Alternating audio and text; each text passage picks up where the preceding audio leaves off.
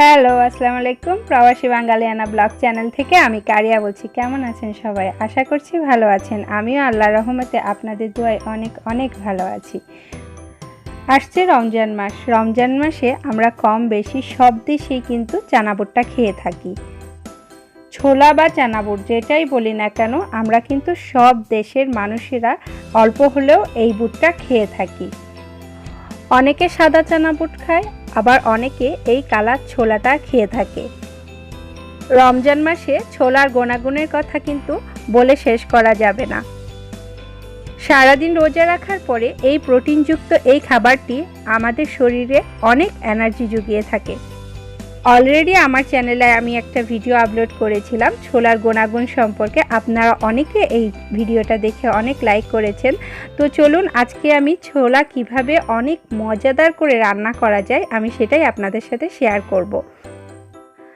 আমার এই ভিডিওটা অবশ্যই আপনারা সম্পূর্ণ দেখবেন। আমি এই ভিডিওতে কিছু ট্রিক বলে দিব যেগুলোর মাধ্যমে ছোলা যখন রান্না করা হয় তখন কিভাবে বুটগুলো নরম হয় আর খেতে দারুণ মজা হয়, সেরকম কিছু ট্রিক আমি এই ভিডিওতে বলে দিব।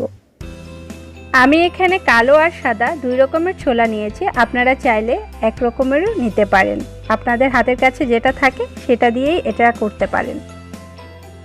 আমি যে হাঁড়িতে ছোলাগুলো সিদ্ধ করব সে হাঁড়ি নিয়ে নিলাম। হাঁড়িতে আমি সবগুলো ছোলা এভাবে দিয়ে দিলাম। এবার আমি পরিমাণ মতন পানি দিয়ে নিলাম। পানির পরিমাণটা একটু বেশি দিতে হবে, কারণ ছোলা সিদ্ধ হতে একটু সময় লাগে, আমরা সবাই জানি। তারপর আমি অল্প পরিমাণে হলুদ দিয়ে দিলাম এটার ভিতরে, আর সামান্য পরিমাণে লবণ দিয়ে দিলাম এবং লবণ দিয়ে খুব ভালো করে এটাকে মিক্সড করে নিলাম। এরপর আমি এটাকে চুলায় বসিয়ে দিব এবং 1 ঘন্টার মতন এটাকে আমি সিদ্ধ করতে দিব। এবং চুলায় দেওয়ার সময় অবশ্যই ঢাকনাটা দিয়ে দিতে হবে। এবার ফিরে আসছি 1 ঘন্টা পরে। আমি কিন্তু এর মাঝখানে একটু একটু লাড়া দিয়েও দিয়েছি। দেখুন আমার ছোলাগুলো কি সুন্দর নরম হয়েছে, একদম হাত দিয়ে ধরলেই এটা ভেঙে যাচ্ছে। এবার এরকম একটা স্ট্রেনার নিয়ে নিলাম। স্ট্রেনারে আমি ছোলাগুলো সবগুলো ঢেলে দিলাম এবং আমি এটাকে খুব ভালো করে ধুয়ে নিব যেন এটার সব কালো পানিগুলো বের হয়ে যায়। এবার আমি চুলোতে একটা পাত্র দিয়ে নিলাম এবং 5 টেবিল চামচ পরিমাণে অলিভ অয়েল দিয়ে নিলাম। আপনাদের কাছে যে তেল থাকে সেই তেলই আপনারা ইউজ করতে পারেন। এবং দুটো তেজপাতা এর ভিতরে ছিঁড়ে দিলাম। তেজপাতা দেওয়ার কারণে এটা অনেক সুন্দর একটা স্মেল বের হবে। এবার আমি এই তেলে 1 কাপ পরিমাণে পেঁয়াজ কুচি দিয়ে নিলাম। পেঁয়াজটা খুব সুন্দরভাবে ব্রাউন কালার করে ভেজে নিতে হবে। আর এই পুরো রান্নাটা জুড়েই কিন্তু চুলার আঁচ থাকবে মিডিয়াম। যতক্ষণ না আমার পেঁয়াজগুলো ব্রাউন কালার হবে ততক্ষণই আমি পেঁয়াজগুলো ভাজতে থাকবো। দেখুন আমার পেঁয়াজগুলো কিছুক্ষণের মধ্যে ব্রাউন কালার হয়ে এসেছে। এবার এর মধ্যে আমি 1 টেবিল চামচ পরিমাণে আদা বাটা এবং 1 টেবিল চামচ পরিমাণে রসুন বাটা দিয়ে নেব। পরিমাণে একটু বেশি দিলাম কারণ আমার অনেকগুলো বুট ভাজতে হচ্ছে।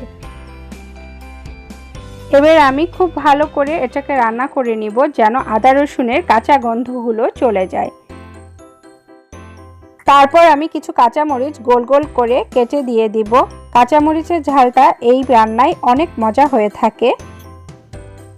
আর ঝালটা হলো নিজের উপর ডিপেন্ড করে, আপনারা যে যেরকম ঝাল খাবেন ঠিক সেরকমই অ্যাড করবেন।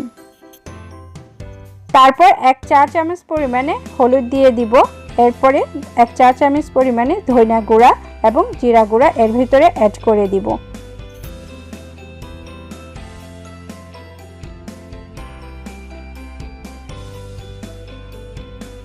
তারপরে সামান্য পরিমাণে পানি অ্যাড করে দিব যেন মশলাগুলো পুড়ে না যায়। এরপর আমি সামান্য পরিমাণে লবণ অ্যাড করে দিব। লবণটা আপনাদের পরিমাণ মতন দিয়ে নেবেন, যে যেরকম লবণ খেতে পছন্দ করেন ঠিক সেরকমই দিবেন। এবং মশলাটা খুব ভালো করে নাড়তে হবে, কষিয়ে নিতে হবে, তেলগুলো যেন মশলার গায়ে উঠে আসে। দেখুন কি সুন্দর মশলার উপরে তেলগুলো ভেসে এসেছে এবং এরপর আমি বুটগুলো দিয়ে দিব।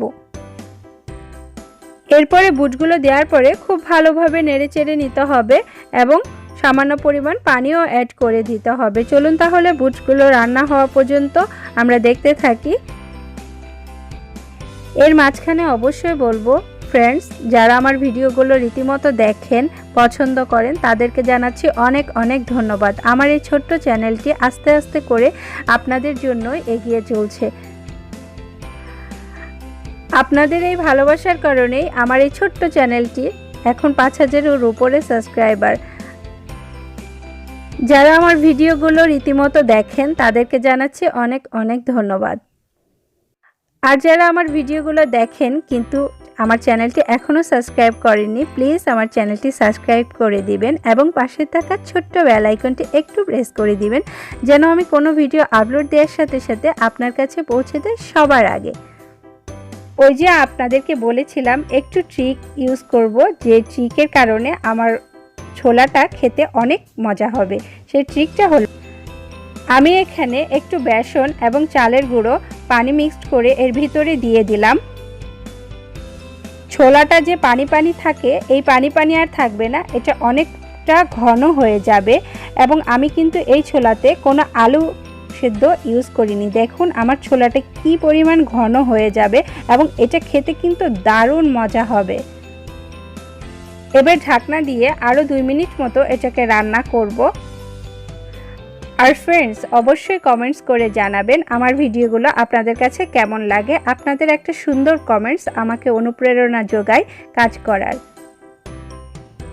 এবার আমি এখানে কিছু কাঁচা পেঁয়াজ অ্যাড করে দিব। এই পেঁয়াজের কারণে এটা খেতে আরও দারুণ মজা হয়। আর এটা হলো এই রান্নার দ্বিতীয় ট্রিক্স। আপনারা অবশ্যই এভাবে ট্রাই করে দেখতে পারেন। এটা কিন্তু রেস্টুরেন্টের তুলনায় কোনো অংশেই কম না। এবার আমি কিছু ধনিয়া পাতা এবং টমেটো এটার উপর ইউজ করব এবং ঢাকনা দিয়ে রেখে দিব 2 মিনিট। এবার ইফতারের টেবিলে গরম গরম এই চানা বুটটি খেতে কি মজা হবে, আপনারা নিজেরাই একটা কমেন্টস করে অবশ্যই জানাবেন এবং আপনারা বাসায় অবশ্যই ট্রাই করবেন। চলুন তাহলে পরিবেশন করি আর আপনাদের সাথে শেয়ার করি। অগ্রিম রমজান মোবারক। আল্লাহ হাফেজ।